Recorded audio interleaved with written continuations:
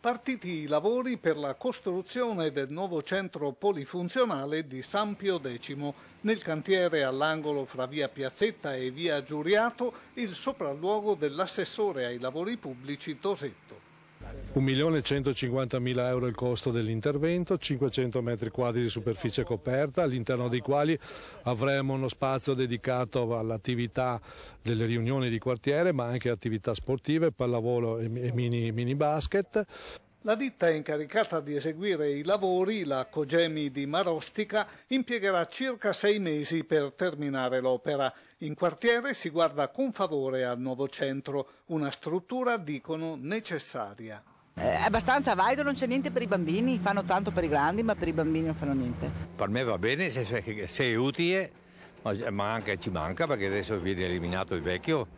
Allora io penso che è una cosa che ci vuole, insomma, fatta bene. Va bene, chissà che venga su il più presto possibile. Chi cresce ha bisogno di questi spazi. Una porzione importante del quartiere verrà dunque ridisegnata, diventando di fatto punto di aggregazione per attività ricreative e sportive.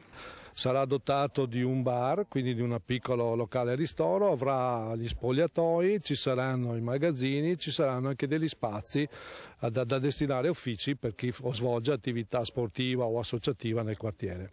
Sport dunque, ma anche luogo dove tenere assemblee, convegni, manifestazioni e feste in genere, come richiesto più volte dalle associazioni.